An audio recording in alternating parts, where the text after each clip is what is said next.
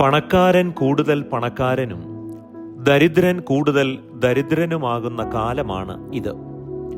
അങ്ങനെ ഒരു കെട്ട കാലത്ത് ഉള്ളവനേവനും കൊടുക്കപ്പെടും, ഇല്ലാത്തവനോട് ഉള്ളതും കൂടെ എടുത്തു കളയുമെന്ന് യേശു പറയുന്നത് എന്ത് അർത്ഥത്തിലാണ്? ധനികൻ കൂടുതൽ ധനികനാകുമെന്നല്ല യേശു അർത്ഥമാക്കുന്നത്.